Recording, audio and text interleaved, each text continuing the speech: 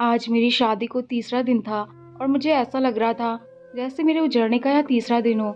मुझे इस शादी से बिल्कुल भी खुशी नहीं थी। मुझे एक एक लम्हा घुटने दे रहा था और तकलीफ से निकलने के लिए मैं शहर वापस जाने के लिए सुबह सवेरे ही उठ गया था। मेरे बाप ने अपने मरते हुए दोस्त से वादा किया था कि वो उनकी बेटी को अपने घर की बहू बनाएंगे और आज उन्होंने अपना यह वादा पूरा कर दिया था अपने स्वर्गीय दोस्त की बेटी से मेरी शादी करके। मेरी पत्नी की उम्र में मुझे 3 साल बड़ी थी और गहरी सांवले रंग की थी। ऊपर से बिल्कुल गंवार भी थी। मैंने गुस्से में सामान बांधना शुरू किया तो वह मेरे हाथ जोड़ने लगी कि इतनी जल्दी वापस ना जाए। मेरी पत्नी मुझे एक आँख नहीं भाती थी। मुझे उसका बोलना भी जहर लग रहा था। मैं चाहता था कि मेरी पत्नी मेरी आंखों के सामने से कहीं चली जाए जिससे कि मुझे उसका चेहरा नहीं देखना पड़े। यह तो मुमकिन नहीं था क्योंकि वह बहू बनकर मेरे घर आ चुकी थी तो वह तो यह घर छोड़कर नहीं जा सकती थी। लेकिन कम से कम मैं तो इस घर को और उसे छोड़कर शहर से जा सकता था क्योंकि मैं शहर में काम करता था। मैंने अपने पापा के कहने पर जहर का यह कड़वा घूंट भर लिया था मगर मैंने अपनी नई नवेली दुल्हन निहारिका से कोई समझौता नहीं किया था और उसे साफ साफ कह दिया था कि इतनी जल्दी वापस शहर जाने का मेरा भी इरादा नहीं था। मैं तुम्हारी शक्ल अब और ज़्यादा नहीं देख सकता हूँ। तुम्हारी ये काली सी शक्ल मुझे डराती है। मैंने महसूस किया कि मेरी बात सुनकर वह एकदम से मुरझा गई थी। फिर आंखों में आंसू भरकर बोली, मैं आपके बिना नहीं रह सकती। निहारिका की बात पर मैं उसका मुंह ताकता रह गया था। मुझे मन ही मन हंसी आ गई थी। काली कलुट्टी लड़की मुझ जैसे स्मार्ट लड़के के साथ रहने के सपने देख रही थी। खैर इसमें निहारिका की भी गलती नहीं थी।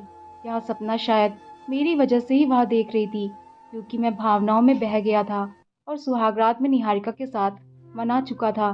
मर्द था और खुद पर कंट्रोल नहीं कर पाया और यही मेरी गलती हुई थी। निहारिका की मुझसे उम्मीदें बन गई थी लेकिन अब मैं आगे और निहारिका को नहीं झेल सकता था। पापा को जब पता चला कि मैं शहर वापस जा रहा हूँ तो वह भी मुझे रोकने के लिए आ गए। उनके सामने मैं सर झुकाकर खड़ा हुआ और वह मुझे समझा रहे थे कि अभी तुम्हारी शादी को 2 ही दिन हुए हैं और तुम अभी से बहू को छोड़कर जा रहे हो। मैं पापा की बातें सर झुकाए सुन रहा था क्योंकि मैं उनका बहुत ही आज्ञाकारी बेटा था। मेरे पापा मेरी बहुत तारीफ करते थे कि मैं उनकी सारी बातें मानता हूँ और मैं भी नहीं चाहता था कि मेरी वजह से मेरे पापा का दिल दुखे। मैंने पापा से काम का बहाना बनाकर उनसे आज्ञा मांगी और फिर मजबूरन पापा ने मुझे शहर जाने की आज्ञा दे दी। उन्हें अपनी मेहनती बेटे पर गर्व होने लगा। मैं जब घर से निकला तो निहारिका किचन में काम कर रही थी। मैं उसे बताए बगैर ही घर से निकल आया और खुले माहौल में सांस ली। हकीकत तो यह थी कि गांव के माहौल में मेरा दम घुटता था। मुझे तो शहर की रंगीनियाँ अच्छी लगती थी। चाहता तो मैं अपने पापा की ज़मीनों पर भी काम कर सकता था लेकिन मुझे गांव में रहकर गांव में काम करना बिल्कुल पसंद नहीं था और मैंने जैसे तैसे करके शहर में काम तलाश कर लिया था और वहीं रहने लगा था। गांव तो बस नाम के लिए आता था। जैसे ही मैं बस अड्डे पर पहुंचा मेरी महंगी कार के पास बॉडीगार्ड आ पहुंचे थे। मेरा काम ही कुछ ऐसा था कि मुझे सिक्योरिटी की ज़रूरत पड़ती थी। अगर मेरे पापा को यह पता चल जाता कि उनका लाडला एक लौता बेटा क्या काम करता है तो वह बेचारे तो भगवान को ही प्यारे हो जाएंगे। जहाँ तक मेरी पत्नी की बात है तो मुझे उसकी कोई भी परवाह नहीं थी। पुराने ख्याल वाली हर चमक धमक से दूर पत्नी मुझे चाहिए भी नहीं थी। यह शहर में एक से बढ़कर एक हसीन और दिल फरेब अदाओं वाली लड़कियां मेरी दोस्त थी। तभी तो मुझे गांव की वह सांवली और अनपढ़ लड़की एक आंख नहीं भाई थी। शहर में मेरा एक नाम था, एक पहचान थी। बड़े बड़े स्मगलर मेरे आगे पानी भरते थे। मेरे इलाके की तरफ कोई स्मगलर तो क्या पुलिस भी आंख उठाकर नहीं देख सकती थी। जी हाँ दोस्तों, आप सही समझ रहे हैं। मैं शहर का एक जाना पहचाना और बहुत बड़ा स्मगलर था। निहारिका को भुलाकर मैं अपने काम में बिजी हो चुका था। एक दिन की बात है जब मैं भेस बदलकर कॉलेज की बस में सवार होकर अपना शिकार ढूंढ रहा था। कॉलेज की कच्ची उम्र की लड़कियों और लड़कों को मैं अपने काम में फंसाने आया था। इस उम्र में हर एक की चाहत होती है कि वह आगे बढ़कर खूब पैसे कमाए और अपने माता पिता का सहारा बने। मैं उन लड़के लड़कियों को अच्छे खासे पैसे ऑफर करता था तो बहुत से नौजवान मेरे चेले बनकर मेरे बनाए दलदल में फंस गए थे। मैं बस में सवार था जब एक लड़की मेरी सीट के पास आकर खड़ी हो गई। वह हर चीज से बेपरवाह अच्छी खासी अकड़ वाली लड़की थी। उसका बैग भी काफी पुराना सा था उसके जूते भी फटे पुराने से थे। उसे लड़की का हुलिया, उसकी गरीबी की दास्तान चीख चीख कर सुन रहा था, लेकिन थी सुंदर। मुझे मेरा नया शिकार मिल चुका था। मुझे मालूम था कि इस जैसी लड़कियों को फंसाना बहुत आसान होता है। ऐसी लड़कियां गरीबी से जान छुड़ाने के लिए किसी भी हद तक जा सकती है। मैं अपनी सीट से उठा और उससे बोला कि तुम इस सीट पर आकर बैठ जाओ। तो वह गुस्से से भड़क उठी और मुझे घूरने लगी। कहने लगी, क्या है कि मैं तुम जैसे लफंगों को खूब समझती हूँ। लड़कियों से बात करने का नया बहाना चाहिए तुम्हें। बस लड़की को सीट ऑफर कर दो और उससे बातचीत शुरू कर दो। यह तरीका पुराना हो चुका है। मैं तुम जैसे लड़कों के सारे हथकंडे जानती हूँ। मुझे उसकी यह हिम्मत भी अच्छी लगी थी। मुझे मालूम हो गया था कि यह मेरे लिए बहुत ही काम की साबित होगी। मेरे सामने एकदम मेरी डरपोक सी पत्नी का चेहरा घूम गया और उसका चेहरा याद आते ही मेरा मुंह कड़वा हो गया था। उस दिन के बाद मैं हर रोज बस में सवार होता, उस लड़की से बात करने का कोई ना कोई बहाना तलाश करता रहता। मैं अपने खास लोगों को उसकी जासूसी पर लगा रखा था। अगले ही दिन मुझे उसकी पूरी जानकारी मिल चुकी थी। वह बहुत ही गरीब लोग थे, 2 कमरे के मकान में रहते थे। बूढ़े माँ बाप की वह इकलौती बेटी थी। उस लड़की का नाम अंशिका था। अंशिका की कॉलेज का भी पता मैंने लगवा लिया था। मैं कुछ दिन जानबूझकर बस में नहीं बैठा। मुझे सब कुछ खाली खाली सा महसूस होने लगा था और मैं अपनी इस हालत से बेखबर था। अगले ही दिन मैं उसके प्रिंसिपल के ऑफिस में बैठा था। उसकी प्रिंसिपल को कह दिया था कि अंशिका के पल पल की रिपोर्ट मुझे चाहिए। प्रिंसिपल का गुस्सा और अकड़ तो मेरे साथ खड़े बड़ी बड़ी मूछे वाले बॉडीगार्ड को देखकर ही खत्म हो गया था। उसने मुझे मेरा नंबर मांगा। नंबर लिखकर मैं वहां से उठा, लेकिन ना जाने क्यों मेरा दिल बार बार उस लड़की को देखने को करने लगा। अगले कुछ दिन बहुत ही बिजी निकले थे। मैं अंशिका को नहीं देख पाया था, मगर उसका ख्याल बार बार मुझे तंग करता था। और फिर एक दिन अचानक अंशिका की प्रिंसिपल की कॉल आ गई। उसने बताया कि अंशिका की शादी हो रही है। मेरे तो दिल पर घूसा पड़ा था। परसों अंशिका की विदाई भी थी। वह प्रिंसिपल से छुट्टियां मांगने आई थी। तभी उसने फौरन मुझे कॉल करके बता दिया था। मैं गम और गुस्से की अजीब से दोहराए पर खड़ा था। मुझे समझ नहीं आ रहा था कि मैं क्या करूं। तब अचानक मुझ पर यह बात खुली थी कि मैं अंशिका से मोहब्बत कर बैठा हूं। मुझे अपनी इस हालत पर खूब हंसी आई थी और फिर उसके फेरों से ठीक पहले मैंने अपने एक भरोसे के आदमी को भिजवाकर अंशिका को उसके घर से उठवा लिया था और उसे अपने फार्म हाउस में बंद करवा दिया था। मैंने अपने आदमियों को सख्ती से ऑर्डर रख रखे थे कि इस लड़की को किसी भी तरह की कोई परेशानी नहीं होनी चाहिए। उसकी इज्जत की सुरक्षा करना मेरी जिम्मेदारी थी और मैं उस पर आज भी नहीं आने देना चाहता था। मेरा दिल अंशिका को देखने के लिए मचल रहा था, मगर मैं बड़ी मुश्किल से खुद को रोका रखा था। एक दिन और एक रात अपने फार्म हाउस पर रखकर उसे सुरक्षित उसके घर पहुंचा दिया था। वो जैसे मासूम मेरे फार्म हाउस आई थी, वैसे ही मासूम और पवित्र अपने घर वापस चली गई थी। मेरी जानकारी में यह बात आ चुकी थी कि अंशिका के मंगेतर ने यह कहकर रिश्ता खत्म कर दिया था कि तुम एक दिन और एक रात बाहर रहकर आई हो। मुझे क्या मालूम तुम्हारे साथ क्या हुआ है। क्या पता तुम अपनी मर्जी से ही घर से भागी हो। मैं ऐसे चरित्रहीन लड़की के साथ शादी नहीं कर सकता। सब कुछ मेरी योजनाओं के अनुसार जा रहा है। मैं यही तो चाहता था कि अंशिका की शादी टूट जाए। यह भी सुनने में आया था कि उस दिन के बाद से अंशिका बहुत ही उदास रहने लगी थी। वह पूरा पूरा दिन रोती रहती और उसके बूढ़े माँ बाप अपनी बेटी की हालत देखकर कुढ़ते रहते थे। जो मैं चाहता था वही हो गया था और किसी को कानो कान खबर भी नहीं हुई थी कि उसके पीछे किसका हाथ था। सांप भी मर गया था, लाठी भी नहीं टूटी थी। अब मुझे आगे यह करना था कि अंशिका के दिल में अपनी जगह बनानी थी। मैं हर काम बड़ी प्लान के साथ कर रहा था और यह मेरी पुरानी आदत थी, और तभी तो आज तक मुझे पुलिस गिरफ्तार नहीं कर सकी थी। पुलिस को मुझ पर शक था, मगर वह मेरे खिलाफ सबूत ढूंढने के नाकाम थी। खैर, मैं अंशिका की गली में जाकर खड़ा हो जाता था। मैंने बड़ी चालाकी से अंशिका के बाप के साथ संबंध बना लिए थे। सीधा साधा आदमी था, उससे बातचीत करना और संबंध बढ़ाना कोई मुश्किल बात नहीं थी। जब अंशिका के पिता से मेरी बातचीत होने लगी थी तो उन्होंने भी मुझे बताया था कि अंशिका का मंगेतर ही घर के सारे खर्चे करता था। घर का चूल्हा इस लड़के के दम से चला था। अब तो भूखे रहने की नौबत पहुंच चुकी है। मैंने उसके पिता के घर राशन डलवा दिया। अंशिका के पिता ने बहुत मना किया, मगर मैंने भी कह दिया कि मुझे अपना ही बेटा समझे, और इस तरह अंशिका के पिता से जान पहचान करके अब मैं उनके घर तक ही पहुंच चुका था। मैं अंशिका के घर पर खूब पैसा लूट रहा था। अंशिका ने मुझे पहचान लिया था और मुझसे बात भी नहीं करती थी, लेकिन मैं पीछे हटने वाला नहीं था। कभी उसके बूढ़े बाप को दवा दिलाने डॉक्टर के पास ले जाता, तो कभी उसके घर जरूरी सामान लाकर रख देता। और मेरी इन्हीं मेहरबानियों की वजह से अंशिका का दिल मेरी तरफ से धीरे धीरे नरम पड़ने लगा था। एक दिन उसने मुझे रोककर माफी मांग ली, लेकिन मैंने कहा कि इंसान को गलतफहमी हो ही जाती है, इसलिए परेशान होने की जरूरत नहीं। उस दिन के बाद मैं जब भी उसके घर जाता तो वह मेरे लिए खुद अपने हाथों से चाय बनाकर लाती। इस तरह धीरे धीरे हम दोनों में दोस्ती हो गई थी। कभी कभी हम घूमने के लिए बाहर पार्क वगैरह में भी चले जाया करते थे, तो कभी महंगे होटलों में उसे खाना खिला रहा होता था और दुनिया जहाँ की चीज उसके कदमों में डाल देता। और ऐसा करने पर मुझे बिल्कुल भी अफसोस नहीं होता, बल्कि मेरे दिल को बहुत ही सुकून मिलता था। अंशिका की सुंदरता का मैं दीवाना हो चुका था। मेरे द्वारा दिए गए महंगे कपड़े और ज्वेलरी से उसकी सुंदरता और भी ज्यादा निखर गई थी।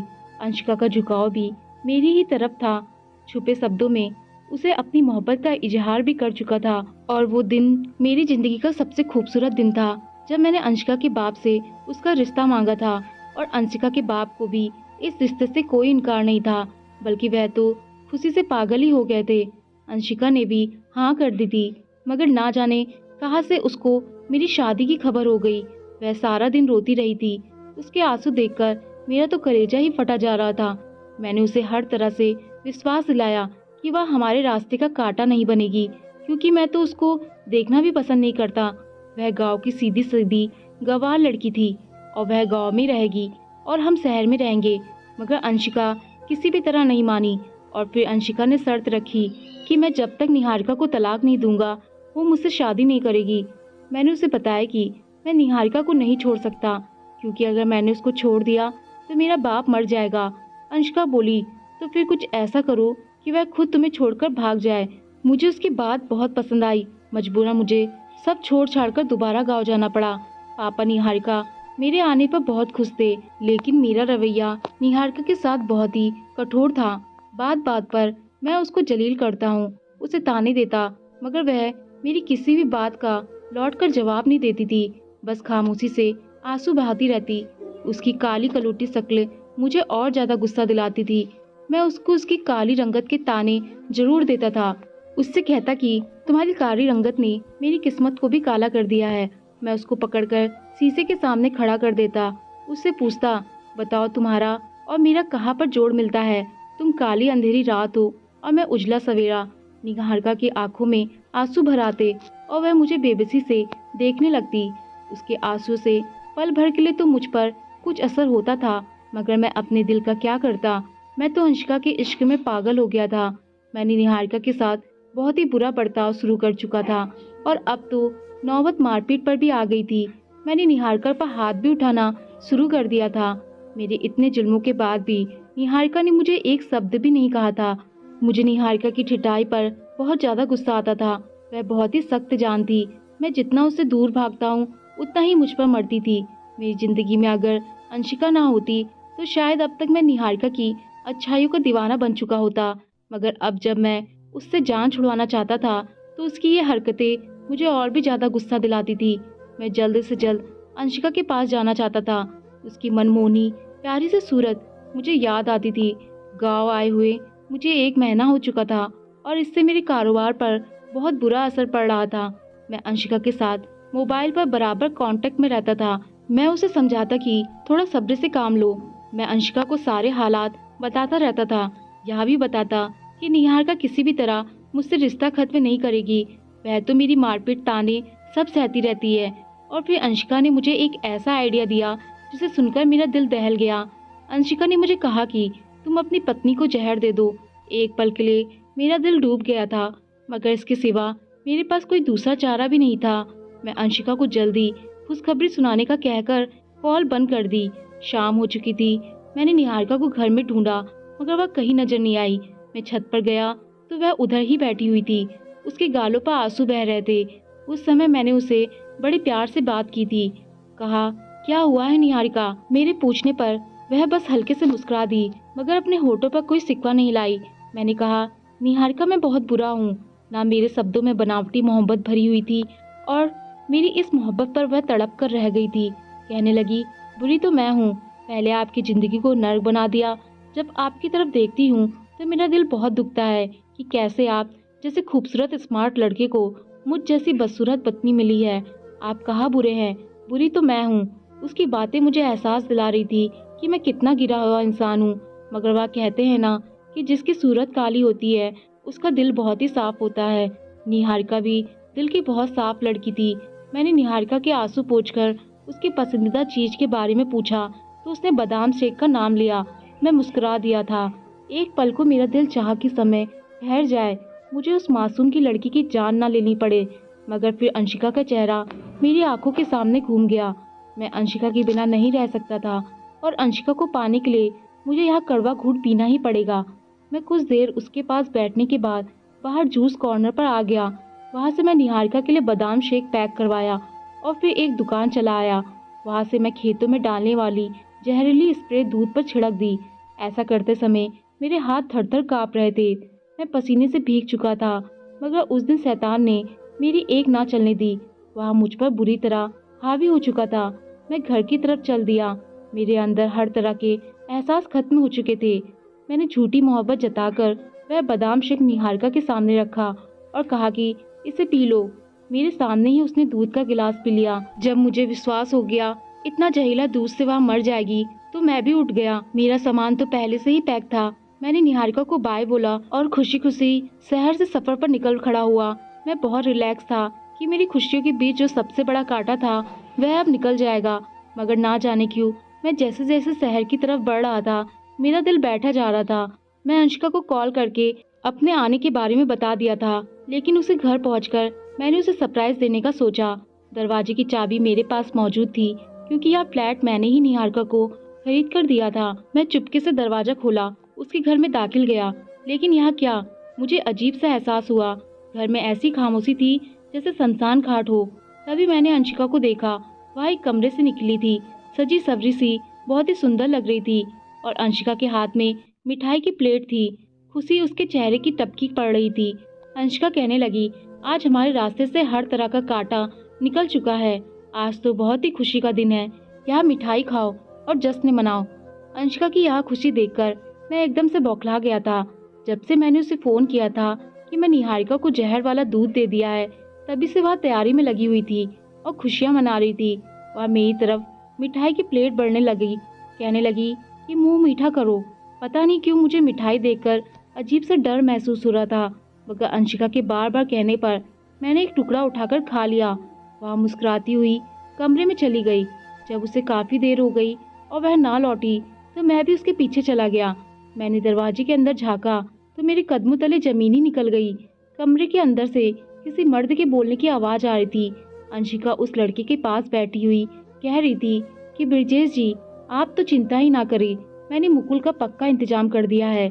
मिठाई में जहर डालकर उसको खिला दिया है और आज अपना बदला भी मैंने उससे ले लिया है। वह क्या समझता था कि मुझे खबर नहीं होगी कि मेरा मुजरिम कौन था, मुझे किसने अगवा किया था। मेरा मुजरिम मुकुल ही है। वह तो भगवान की कृपा है कि ब्रिजेश, तुमने मेरे साथ मंगनी तोड़ने का फैसला वापस ले लिया। मोहब्बत तो मैं सिर्फ आपसे ही करती हूँ और हमेशा करती रहूंगी। अंशिका की बातें सुनकर मुझ में वहाँ खड़े होने की हिम्मत नहीं थी। मैं दबे पाँव वहाँ से निकल आया था और तभी अचानक मेरे घर से कॉल आई और मेरी माँ ने कहा, बेटा, तुम्हारी पत्नी की आखिरी सांसें चल रही हैं और वह तुम्हें बुला रही है। मेरे तो कदमों के नीचे से जमीन ही निकल गई। मुझे अब अपनी गलती का एहसास हो रहा था। जहर तो मुझे भी दिया गया था, मेरी हालत भी खराब हो रही थी, लेकिन अब मुझे अपनी हालत की परवाह नहीं थी। मैं जल्दी से गांव पहुंचा। उसका चेहरा मौत का सन्नाटा था। मेरे घर पहुंचते ही मेरी पत्नी ने मुझे मुस्कुराकर देखा। उसकी मुस्कुराहट देखकर मेरी रूह कांप उठी थी और फिर अचानक ही वह मेरे पैर पकड़कर बोली, आप मुझे माफ कर दे, मैंने आज ही आपकी। मैं घबरा गया। क्या हुआ निहारिका? उसने रोकर कहा, मैंने आपकी अलमारी तलाश की थी। मुझे आपके गलत काम के बारे में सब सबूत मिल चुके थे। मैं उसकी बातें सुनकर हैरान और परेशान खड़ा था। मेरे पैर कांपने लगे थे। जहर अपना काम कर रहा था, लेकिन मैं फिर भी खड़ा उसकी बातें सुन रहा था। वह कह रही थी कि मैं सोच रही थी कि आपके खिलाफ कानूनी कार्रवाई करूं या ना करूं। मैं इसी सोच में डूबी हुई थी, लेकिन मैं आपको भगवान के कहर से बचाना चाहती थी। इसलिए मैं आपको इस गलत काम के दलदल से निकालना चाहती हूँ और आपको इस दलदल से निकालने के लिए बस मेरे पास एक ही रास्ता था कि आपको पुलिस के हवाले कर दूं। मैंने आज ही आपके खिलाफ कानूनी कार्रवाई की है। पुलिस किसी भी पल यहाँ पहुँच सकती है और आपको गिरफ्तार कर सकती है। निहारिका की कोई भी बात मुझे बुरी नहीं लग रही थी। इतना कहते ही निहारिका एकदम जमीन पर गिर पड़ी थी। मैं फटी फटी आंखों से उसे देख रहा था। जल्दी से उसे लेकर डॉक्टर के पास गया। निहारिका की हालत बहुत ज़्यादा खराब थी। उसके लिए डॉक्टर ने 24 घंटे खतरनाक बताए थे। मैं रो रो कर निहारिका की जिंदगी की भीख मांग रहा था और फिर मैं भी बेहोश होकर गिर पड़ा था। जब मुझे होश आया तो मैं अपने आसपास डॉक्टरों की भीड़ देखी थी और सबसे पहले मैंने निहारिका के बारे में पूछा था।